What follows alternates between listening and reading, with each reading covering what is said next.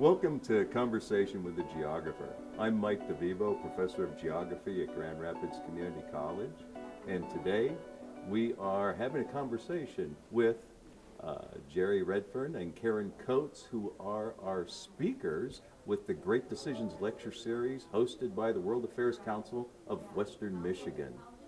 Jerry and Karen are currently senior fellows at Brandeis University, and they've conducted quite a bit of research devoted to Southeast Asia, and they are professional journalists, photojournalists, and we're going to talk about their experiences and the current situation in Southeast Asia, as well as their current research and an upcoming book. So, welcome. I'm glad you're all here. Thank you. Thank you. It's good to be here.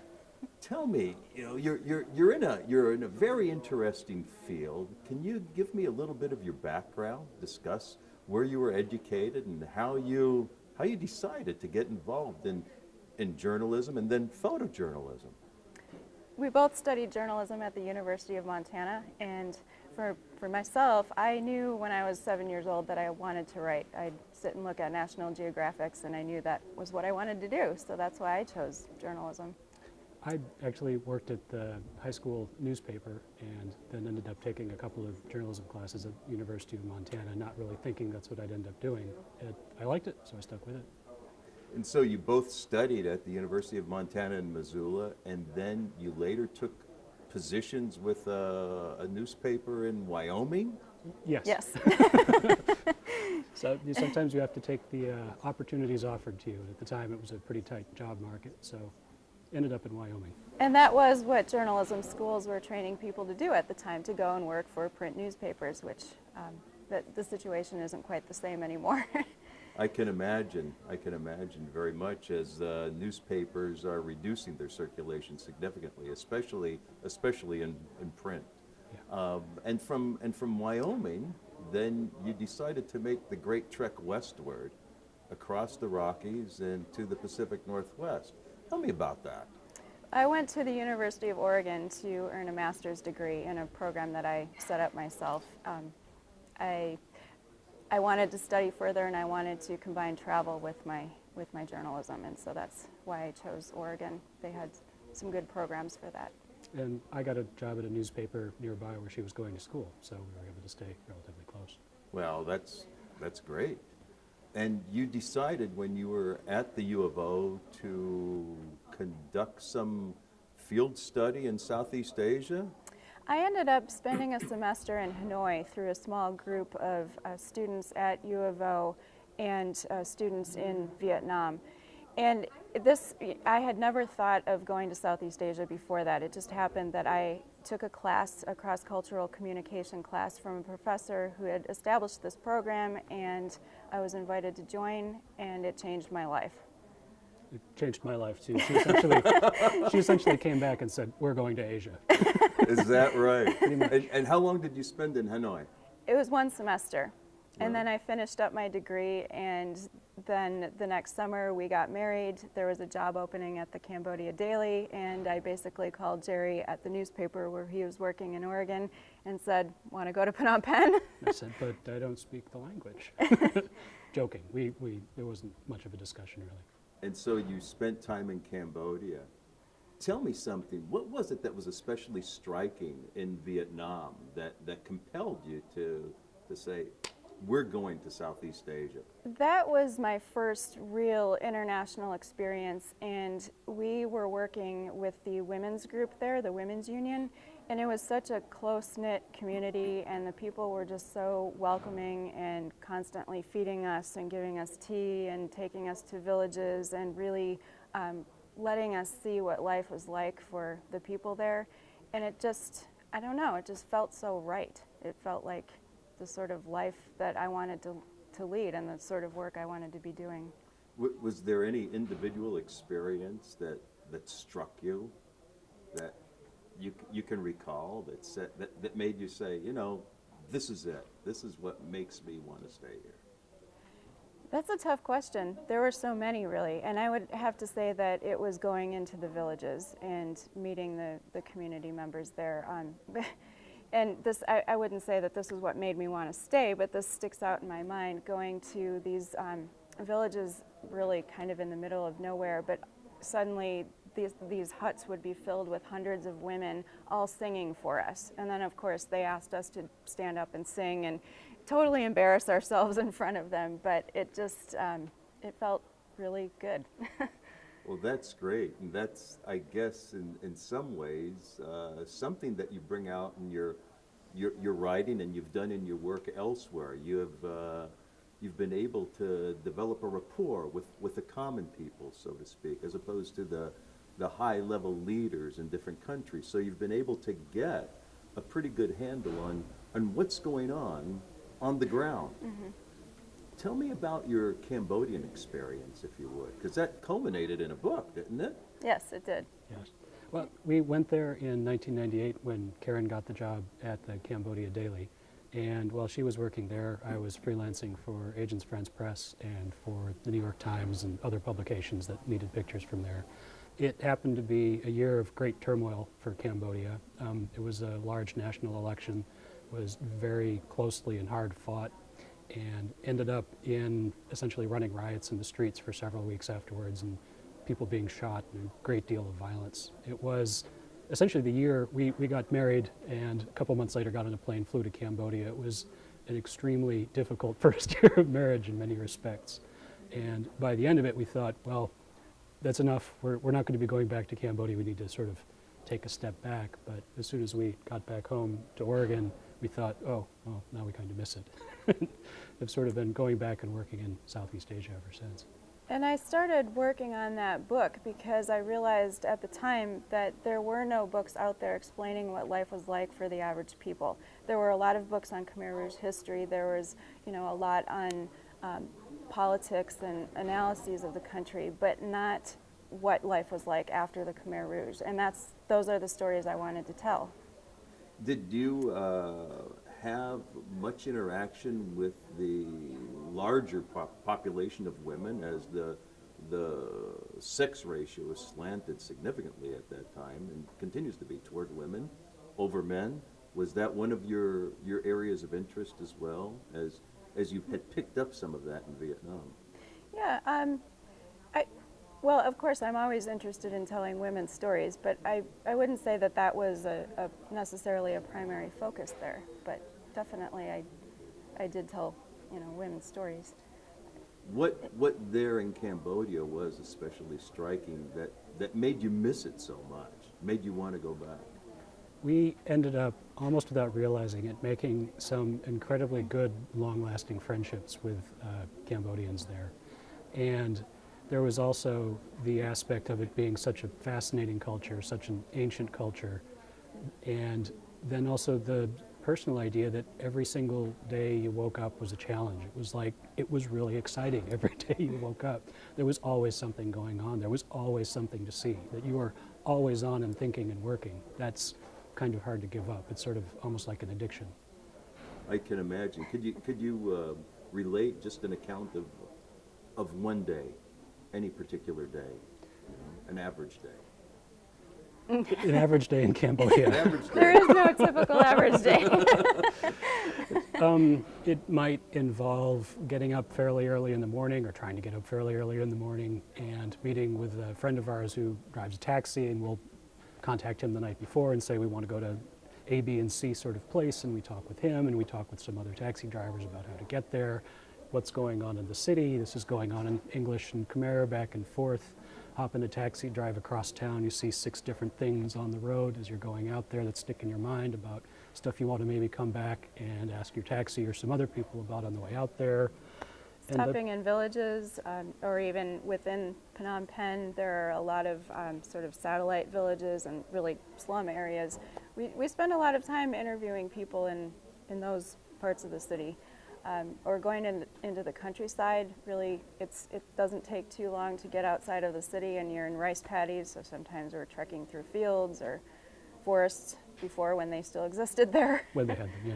I mean, I guess the thing is that it's part of being a journalist. I think part of being a good journalist is that, for better or worse, you're interested in everything. So, and being in a culture that isn't so comfortably your own, you're constantly seeing new things that spring to mind is parts for the story you're working on or parts for a story you might not be working on yet, or an idea for a story in the future, or a follow-up to a story that you did in the past. So it's just this constant stream of interesting information coming in. And then it's always being done in your language or a second language or a third language, which adds sort of extra. Were there particular problems that you noticed from one village to the next that recurred? Poverty. Frequently? Oh, poverty. no Poverty question is about by it, yeah. far the worst. And these days, land grabbing is one of the biggest issues in Cambodia and Laos and yeah, Burma. across and- the region, yeah, across the region. Africa, across the world. Well, let's talk about Laos. You have a book that is coming out on Laos. Tell me about it. Yes, it's called Eternal Harvest, The Legacy of American Bombs in Laos, and it's a 7-year project that we started to document the effects of unexploded ordnance remaining since the U.S. bombings 40 years ago now. And it's a story that we had always somewhat known about, but in 2005 we were sent for Archaeology magazine on a story to the middle of Laos, to an area called the Plain of Jars, which is this massive archaeological site. And in reporting that, we discovered how difficult the situation is with bombs still there, because the U.S. essentially dropped tons and tons of ordnance, 580,000 bombing raids over 9 years. And 30% of those bombs did not explode. So they're still in the ground today. People are still blown up every week. And when we went in 2005 to work on that article, we met people in the hospital, we met villagers who were having accidents with bombs, and so we decided we needed to do something bigger about this. And tell me, did the United States provide any assistance to the disposal of some of this unexploded ordnance? A little bit. You said it's Yes. 63 million to this point?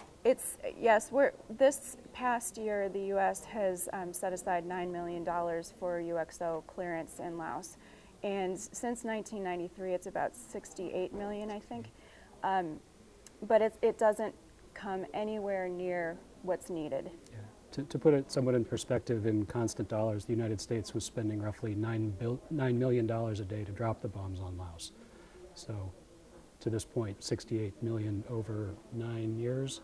More than that. More But than the 10 years? closest estimate to clean up the whole country is $16 billion. A very, very small fraction of the countryside is clear at this point. Are there any plans to increase the disposal rate or the rate of disposal of this ordnance? Well, as far as the U.S. is concerned, the $9 million this past year, that's the most the United States has ever given toward clearance. And there are many groups working there, NGOs and government groups in Laos working on clearance. But the job is so huge that it just can't be done. At the current rate, it would take more than a century to clear the country. This is an amazing story. When is your book scheduled for publication? June 13th. June 13th, and what's the title again? Eternal Harvest. Eternal Harvest. We'll have to look out for that. Now, you've spent some time in Burma as well, and this is an interesting story. Tell us, how did you get to Burma? I took a plane. We first went there in 2002 as well as journalists, but as tourists essentially, and traveled the country and took photos, took notes, wrote stories about the place. And then actually for about 4 years we lived in Chiang Mai in northern Thailand and used that as a base for doing our journalism work throughout Southeast Asia. And the way that the visa situation worked at the time, we regularly went to a nearby Burmese border crossing where you could cross into Burma and come back, get a new visa to be able to stay in Thailand longer. So we started going back for short periods of time on these sort of visa runs and realized, well, there's more stories to be done here, and started traveling more in the hinterlands where these border crossings were. And so you spent time in Burma's eastern border for the most part, or where? Well, that was in Shan State. Right, which is essentially eastern Burma. But then we've also been back to Yangon and Mandalay a couple of times doing journalism trainings as a few years ago. And you've also been to the tourist entrepot Bagan Oh yeah, absolutely. and I mean, everybody has to go there. You I have to guess. go there. It's a fascinating landscape. What has struck you about Burma that is so different from other countries in Southeast Asia? Well, obviously the government. And previously, before roughly 2 years ago when the huge changes started happening, the government, the military government there was just astonishingly bad. It was breathtakingly, almost indescribably a bad government. And at the same time, you could actually fairly freely go in there as a tourist, despite many sort of tourism bans and economic bans. And the people that you meet were, to a person, indescribably friendly, open, gregarious, and wanting to tell you about their country. So that, I think, was one thing that kept distinctly drawing us back. I would also say that the hunger for education, for knowledge, for reading and learning there, more than pretty much any other part of the region, I think really stood out for me, because the people, in the past, they didn't have access to information, and the people we met so desperately wanted it. I would say it's more there than any place else I've ever been, honestly, any place in Europe or... A hunger for education. It's unbelievable. Unbelievable. We had friends in Chiang Mai when we were living there who were Burmese exiles, and we'd go over to their house and have drinks and dinner with them, and they'd talk about the newspapers they were making. We'd just leave exhausted, absolutely drained. It'd be like 5 solid hours of talking about really important stuff, nonstop. They knew more about American history than we did many times. And we had a friend in Mandalay, a rickshaw driver, who had a secret library. He wouldn't tell anybody where it was, but it was somewhere in the countryside because books were banned. Mm-hmm. Who had taught himself perfect English, perfect idiomatic American English, on his own, reading books and watching TV. And you come across that so often in Burma. It's just astonishing.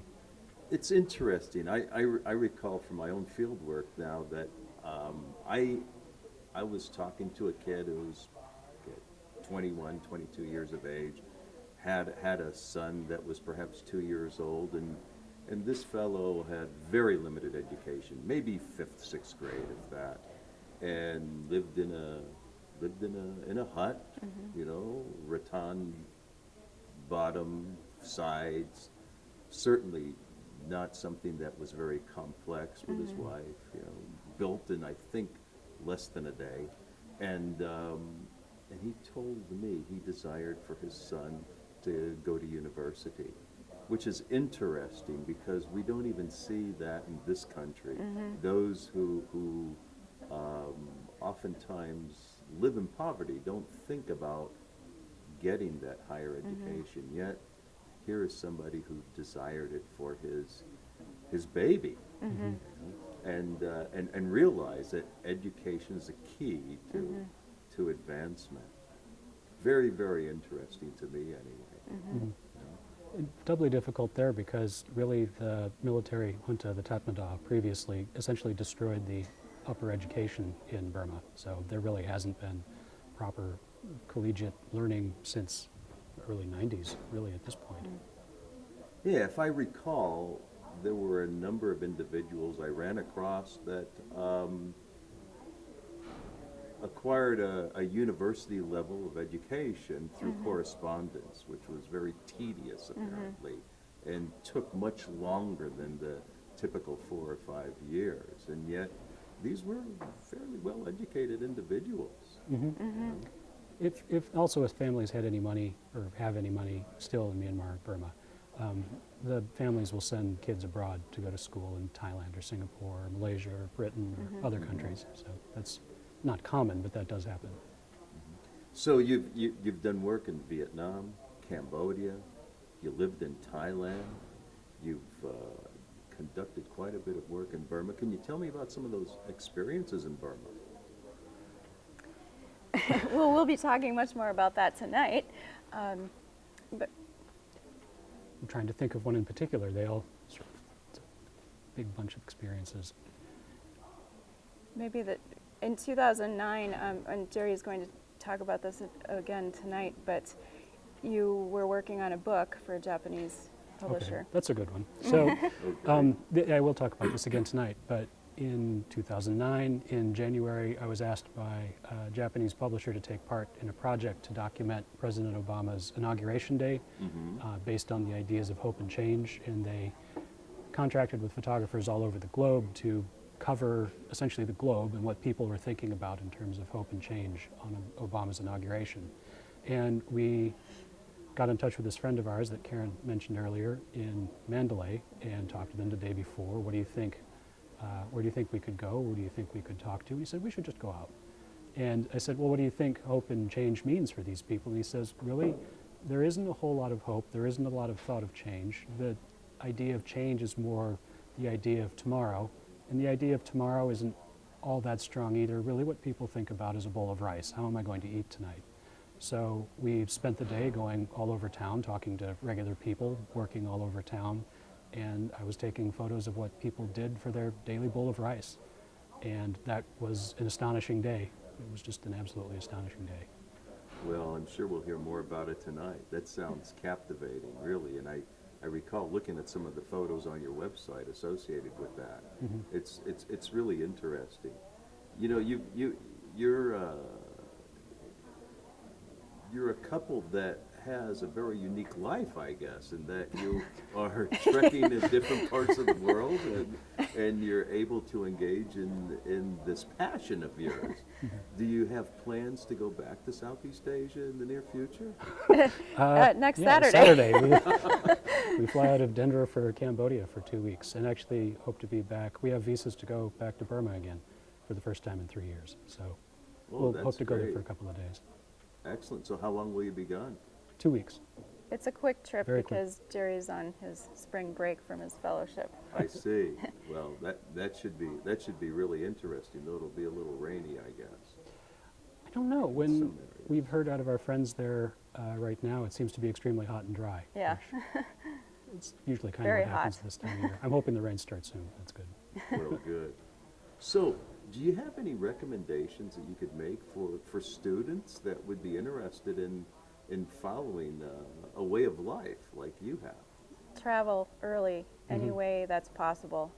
I mean, in my experiences teaching and talking to college students today, I know that financially it can be very difficult to figure out how to get out of the country.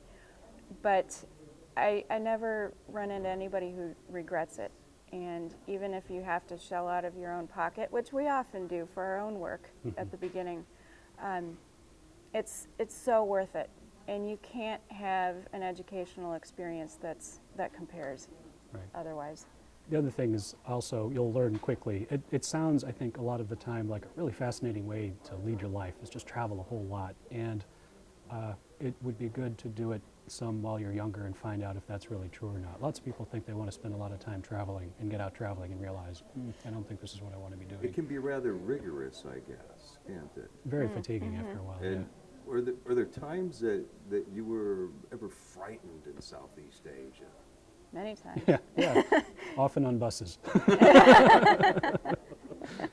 Or taxis. Or taxis, or Buses, backs of motorcycles. taxis, Transportation can be challenging. But in terms of your relationship with people, you found the people to be very much interested in you and what you're doing? Yeah, Definitely, aside from cops. Yeah. But That's a whole different ballgame. Yeah. wrong sort of interest. no, we've also Absolutely. found a huge respect for journalists in Southeast Asia because I think people realize what they don't have, or the sort of open democratic society that we're lucky to have here. That's what people want there, and even if on the surface that's what supposedly they have, it's not quite the same. It's interesting. Are there any other words you'd like to share? Travel. Travel and learn. Travel and learn, yeah. Travel and conduct the field work that you engage in to investigate. And talk to people. Yeah. Because, again, in teaching, I've found a lot of people are really scared at the beginning for young writers, young journalists, to interview or just walk up to somebody and start asking questions. And it can be really intimidating. But people want to share their stories. Very rarely do we have people say, no, we don't want to talk about this, or try to shut us out. Most people want you there as a witness. Right. That is actually the key to journalism. Yeah. Get out, Is- talk to people. Just get out, talk to people, write it down, or document it through photography. Mm-hmm. Those are great pearls of wisdom. Well, thank you very much. And again, we thank the World Affairs Council of Western Michigan for bringing you here. Thank you. Thank Look forward you. to seeing you tonight. Thank you.